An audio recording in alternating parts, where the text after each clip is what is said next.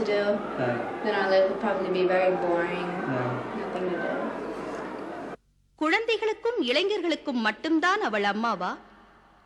இல்லை இல்லை, அவள் ஒவ்வொருவருக்கும் அம்மாவாக இருப்பதால் தானே அவளுடைய பிள்ளைகளின் கூட்டம் அவள் கருணை மழையில் நனைய அவளை நோக்கி கடல் அலை போல் வருகிறார்கள். முதல் என் மனைவியிடம் அருள்வாக்கில் எதற்காக வந்தோமோ அதை பற்றி சொல்லவில்லை. எடுத்த எடுப்பில் உன் குழந்தைகளுடைய கல்வி, தொழில், திருமணம் என் பொறுப்பு என்று சொன்னால், ஆனால் அதற்காக என் மனைவி வரவில்லை. உன் சொத்தை காப்பாற்றி தருகிறேன் என்று சொன்னால் அதுவும் அந்த நேரத்தில் முக்கியமாக தெரியவில்லை. மூன்றாவதாக கடைசியாக உன் கணவனுடைய முன்வினை பயனால் ஏற்பட இருந்த உயிருக்கு ஏற்படுந்த ஆபத்தை தடுக்கவே உன்னை நான் இங்கு அழைத்தேன் என்றார்கள். அதே ஒரு அற்புதம். நாங்கள் மிகவும் கலங்கி இருந்தோம். என் மனைவியினுடைய கனவில் அவருடைய தாலி அருந்து போவது போல கனவு வந்தது. மிகவும் பயந்து கொண்டு இருந்தோம். அந்த நிலையில் திடீரென அன்னையினுடைய படம் வந்தது. ஆனால் யார் அனுப்பினார்கள் என்ற விலாசம் அதில் இல்லை. அதன் பின்னால் நாங்கள் உணர்ந்தோம் அண்ணனுடைய அல்வாக்கிலிருந்து அன்னையே அனுப்பியிருக்கிறாள் என்று. அந்த அளவுக்கு அன்னை எங்கள் மீது கருணை கொள்ளவும் அன்பு வைக்கவும் காரணம் ஏதும் இல்லை. இருந்தாலும் காரணமற்ற எல்லையற்ற கருணையினால் அவள் எல்லோரையும் காப்பது போல எங்களையும் காத்து வருகிறாள். அவளுக்கு எல்லோருமே குழந்தைகள். அம்மா தன் பிள்ளைகளுக்கு தொண்டு நெறியோடு இயற்கையை மதித்து வணங்க வேண்டும் என்பதையும் ஆணித்தரமாக வலியுறுத்தி வருகின்றாள். விஞ்ஞானத்தால் இயற்கையை வெல்ல முடியாது. இயற்கை சீற்றம் கொண்டால் அழிவுதான் உண்டாகும் என்று அம்மா பலமுறை அறிவுரை வழங்கி பஞ்சபூத வழிபாட்டினையும் தன் பக்தர்களுக்கு கற்பிக்கின்றாள். கடல் கடந்த தன் பக்தன் ஒருவனை காக்க அம்மா இயற்கையையே மாற்றி அவன் ஒருவனுக்காக அந்த ஊரையே காப்பாற்றிய விந்தையை அந்த பக்தன் மூலமே கேட்போமே. During the year 1998, when I was working in the city of Istanbul, the city was hit by a massive earthquake.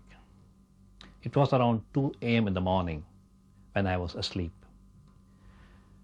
The mild jolt awakened me, and I found there were a lot of noises, especially the vibration of building, the moving of furnitures, etc. The whole building was swaying, as well as there was a lot of frightening noises which I never heard before. I felt everything was going to collapse. I didn't know what to do. The only thing which flashed at that point of time was Mula Mantra. I just recited Mula Mantra once. I repeat the word. I recited Mula Mantra once, and there was a pin drop silence then after.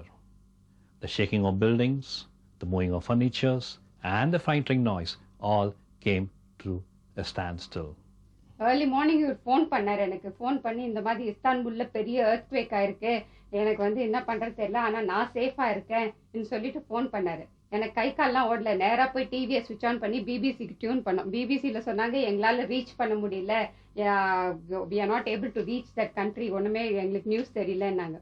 ரொம்ப பயமாயிடுச்சு. நேரா அம்மா கிட்ட ஓடினேன். அம்மா கிட்ட ஓடி போய் அழுதேன். நான் அழுத உடனே அம்மா சொன்னாங்க, நீ ஏமா அழுத, நான் தான் உயிரை காப்பாத்திட்டேனே என்னாங்க.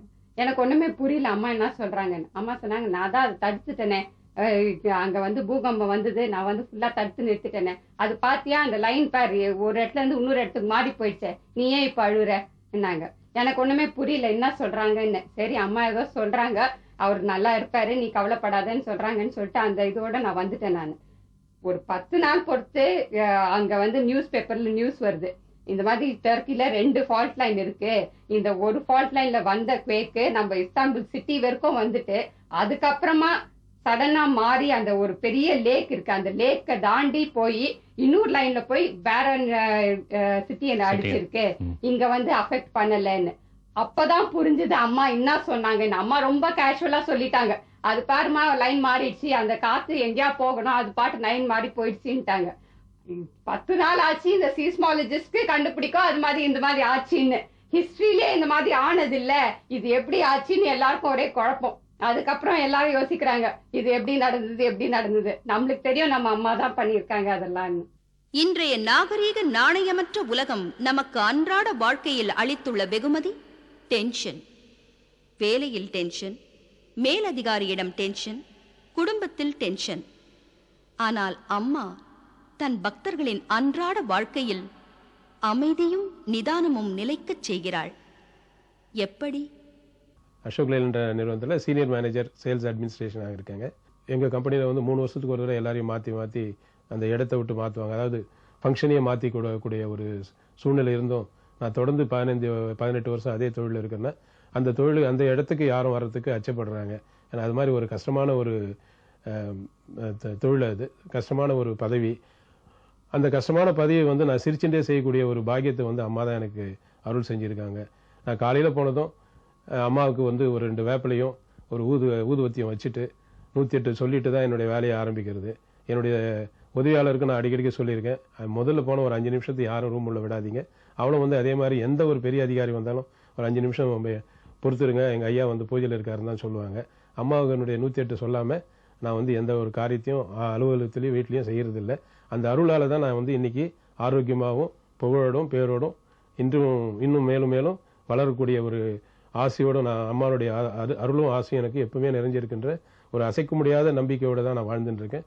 2-3 ஆண்டுகளாக என்னுடைய வேலையில் சில வேலை துண்டிப்பு ஏற்பட்டு வேறு மாநிலத்திற்கு போக வேண்டியிருந்தது. இப்பொழுது நான் மிச்சிகன் மாநிலத்தில் டெட்ராய்ட் நகரத்தில் வேலை செய்து வருகிறேன். என் குடும்பத்தை பிரிந்து நான் போக வேண்டியதாயிற்று. 3 வருடங்களுக்கு அப்பால் பிறகு அம்மா அமெரிக்காவிற்கு வந்தபோது எங்கள் வீட்டுக்கும் வருகை தந்தார்கள். பாத பூசை செய்தோம். அப்பொழுது வீட்டை வாடகைக்கு விட்டுவிட்டு என் குடும்பத்தோடு செல்லலாம் என்று சொன்னார்கள். 10 நாட்களிலே அந்த வேலை மளமளவென்று நடந்தது. 2 வருடமாக நாங்கள் முயற்சி செய்தும் நடக்காதது. அம்மாவின் திருவடி பட்டு அம்மா வாய் மலர்ந்த பிறகு எல்லாமே மிக விரைவில் நடந்தது. எங்களுக்கு அதுவே கோடி புண்ணியம். அம்மாவை என்று நாங்கள் மறக்க மாட்டோம். கை நிறைய பூவெடுத்து கண்களுக்குள் உன்னை வைத்து கன்னி தமிழ் சொல்லெடுத்து நான் பாடுவேன் அம்மா. கருணை மழை பொழிய வருவாயம்மா. பந்தமுண்டு பாசமுண்டு சொந்தமுண்டு சுற்றம் உண்டு. பந்தமுண்டு பாசமுண்டு சொந்தமுண்டு சுற்றம் உண்டு. அத்தனையும் மறந்து உனை நான் பாடுவேன் அம்மா. ஆறுதலை தந்திடவே வருவாயம்மா. மருத்துவ பணி ஒரு மாபெரும் பணி என்று போற்றும் அம்மா தானே 200 படுக்கை வசதி கொண்ட ஒரு மாபெரும் மருத்துவமனை அமைத்து ஏழை எளியோருக்கு இலவச மருத்துவ உதவி அளித்து வருகிறாள். அவர் கட்ட ஹாஸ்பிட்டல் நான் பார்த்திருக்கேன். அந்த நர்சஸ் அவங்கள